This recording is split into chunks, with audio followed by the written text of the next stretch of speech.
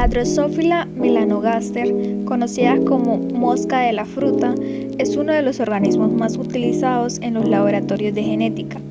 Es una mosquita muy pequeña de color amarillo o café claro, que aparece alrededor de frutas maduras. La razón de su uso en investigación es que tiene un ciclo de vida muy corto, aproximadamente de 10 días. Se reproduce rápidamente y permite observar mutaciones y variaciones en muy poco tiempo. En los laboratorios, esta especie es ideal porque sus características físicas son fáciles de observar. Los ojos pueden ser rojos o mutantes como blancos. El cuerpo puede variar en el color y también es posible detectar diferencias en las alas. Además, su reproducción es eficiente, ya que una sola hembra puede poner decenas de huevos sobre una fuente de alimento. Para comenzar el proceso, las moscas deben dormirse usando un anestésico. En este caso se usó cloroformo, que funciona como un químico que las deja completamente inmóviles durante unos minutos. El proceso consiste en introducir el vapor del químico dentro del frasco donde están las moscas. Ellas comienzan a marearse y pierden movilidad y finalmente caen dormidas en el fondo. Este paso es importante porque permite manipularlas sin que se escapen. Una vez dormidas, se procede a identificar el sexo de cada una. Las hembras son más grandes, con un abdomen más alargado y con líneas claras visibles. Los machos son más pequeños, tienen el final del abdomen más oscuro y redondeado y presentan unas pequeñas estructuras llamadas peines sexuales en las patas delanteras. Esta diferenciación es fundamental porque en el experimento se necesitan ambos sexos para que se dé la reproducción correcta. Después del sexado, se realiza el conteo total de machos y hembras presentes. Este conteo permite llevar un control del número inicial de moscas que van a entrar en el proceso. Cuando la cantidad está registrada, las moscas se transfieren rápidamente al medio de cultivo, que en este caso era un agar hecho de mango, aunque también se pueden usar de manzanas u otros frutos. El agar actúa como alimento y como entorno adecuado para que las hembras depositen sus huevos. Durante los siguientes minutos, las moscas comienzan a despertar poco a poco. Algunas reaccionan más rápido, mientras que otras tardan más, e incluso algunas pueden no despertar. A medida que se recuperan, empiezan a caminar, a alimentarse y posteriormente a reproducirse dentro del frasco. El agar se convierte en el escenario donde comienza el ciclo. Primero la hembra deposita los huevos, luego estos se convierten en larvas blancas muy pequeñas, posteriormente en pupas adheridas al medio, y finalmente emergen los adultos. Todo este proceso puede observarse de una semana a otra, lo que hace que sea muy fácil estudiar los cambios y las variaciones entre generaciones. Esta parte inicial del experimento permite entender cómo funciona la reproducción en la Drosophila, cómo se inicia el ciclo completo y cómo pequeñas diferencias pueden observarse rápidamente en las generaciones siguientes, con la parte del ciclo y las primeras transformaciones. Cuando pasa una semana después de haber preparado el frasco con el agar y las moscas iniciales, se puede observar cómo ha avanzado todo el ciclo reproductivo. En este punto, dentro del mismo frasco, ya se pueden identificar las larvas, que parecen pequeños gusanos blancos moviéndose dentro o sobre el medio del cultivo. Estas larvas atraviesan varias fases de crecimiento hasta volverse pupas. Las pupas suelen verse como estructuras duras de color más oscuro adheridas a las paredes del frasco o al mismo agar. Dentro de ellas, las moscas completan su desarrollo hasta convertirse en un adulto completamente formado.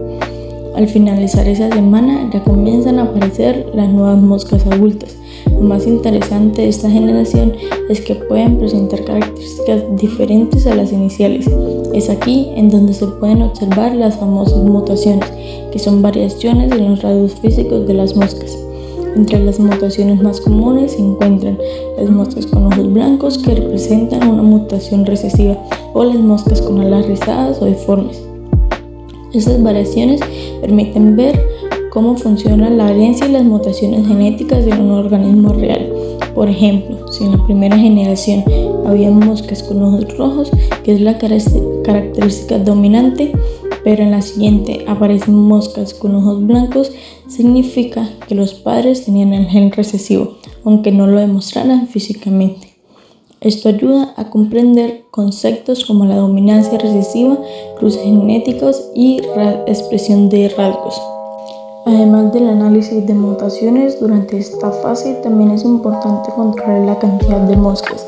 Si la población crece demasiado en un solo frasco, el alimento se agota más rápido, aumenta la competencia y muchas pueden morir. Por eso se debe evitar que haya un número excesivo de individuos dentro del mismo medio. El proceso de observar estas transformaciones semana tras semana permite entender cómo un ciclo tan pequeño puede mostrar grandes cambios en un poco tiempo. En la segunda y tercera semana del proceso, el laboratorio con Drosophila melanogaster se convierte en la fase más importante, porque es aquí donde realmente podemos analizar los principios de la genética mendeliana de forma directa y visual.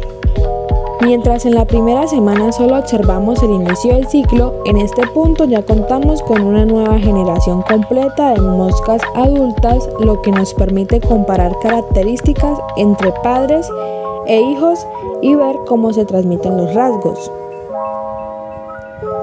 Uno de los conceptos fundamentales que se refuerza durante esta parte del experimento es la herencia dominante y recesiva. En la Drosophila, varios rasgos siguen patrones muy claros. Los ojos rojos, por ejemplo, son un carácter dominante, lo que significa que con solo un alelo de ese rasgo ya se expresa físicamente. Por otro lado, los ojos blancos son recesivos y solo aparecen si el organismo posee los dos alelos recesivos. Esto explica por qué muchas veces los padres pueden tener ojos rojos, pero aún así sus crías presentan ojos blancos. Ambos progenitores serían portadores de ese gen recesivo, aunque no lo muestren. Además de la dominancia y la recesividad, también se puede observar la ley de la segregación de alelos, una de las leyes propuestas por Mendel. Esta ley indica que cuando los organismos forman gametos, los alelos se separan y cada gameto recibe únicamente uno. Cuando hacemos cruces entre moscas, este proceso determina las combinaciones genéticas que veremos en la siguiente generación. Por eso, al revisar las moscas adultas que emergen de las pupas en la segunda o tercera semana, podemos identificar proporciones de fenotipos que coinciden con las predicciones mendelianas, como proporciones 3:1 o 1:1 dependiendo del cruce que se haya dado. Otra ventaja del trabajo con Drosophila melanogaster es que permite observar variabilidad genética dentro de una misma población. Esto significa que, aunque las moscas pertenezcan al mismo frasco, no todas serán idénticas. Algunas diferencias se deben a mutaciones espontáneas que surgen durante la replicación del ADN. Otras a la recombinación genética que ocurre durante la reproducción sexual. Incluso factores ambientales como la temperatura o la calidad del ambiente. Estas pueden generar pequeños cambios en el desarrollo. Y esto nos enseña que la genética no es un proceso rígido, sino dinámico. De hecho, durante esta fase puede aparecer moscas con características inesperadas como variaciones en el tamaño del cuerpo, intensidad distinta de coloración en el abdomen, pequeñas alteraciones en la forma de las alas que no estaban presentes en la generación inicial, diferencias en la rapidez con la que emergen de las pupas, lo que muestra que hay variación incluso en los tiempos de desarrollo. Observar estas diferencias permite comprender cómo se mantiene la diversidad dentro de las poblaciones y por qué no todos los organismos se ven exactamente igual. incluso si comparten los mismos padres. En este punto del experimento también es fundamental llevar un buen control del cultivo. La densidad de la población es clave. Si hay demasiadas moscas en un solo frasco, se aumenta la competencia por el alimento, disminuye la calidad del ambiente y los resultados pueden verse afectados. El agar, aunque es un medio nutritivo, tiene un límite. Por eso es importante que las poblaciones no crezcan demasiado. Una sobrepoblación puede provocar que muchas larvas no logren completar su desarrollo o que los adultos salgan más pequeños debido a la competencia. El manejo adecuado no solo incluye controlar la cantidad de individuos, sino también mantener condiciones ambientales estables, porque la drosófila es muy sensible a los cambios. Una temperatura muy baja retrasa el ciclo y una temperatura muy alta acelera demasiado el proceso o incluso puede matar las pupas. Por eso, durante las semanas del experimento es necesario asegurar que los frascos permanezcan en un lugar adecuado, sin movimientos bruscos y sin exposición directa a la luz intensa o calor. Otro aspecto importante es evitar que las moscas se escapen durante las observaciones. Aunque parecen detalles pequeños, cada uno afecta los resultados finales. La limpieza del frasco, la manipulación cuidadosa y el sellado correcto del algodón son esenciales para que la población se mantenga estable y podamos observar las generaciones tal como se espera. Gracias a este seguimiento continuo podemos aprender que la genética no es solo teoría, se puede ver, medir y comparar. El laboratorio nos permite observar cómo se producen los cambios a través del tiempo y cómo características que parecían simples, como el color de los ojos o la forma de las alas, en realidad dependen de procesos genéticos muy precisos. También nos enseña que la reproducción y la variabilidad son los motores de la evolución, y que incluso un organismo tan pequeño como la mosca de la fruta es capaz de mostrar de manera clara cómo funciona la herencia.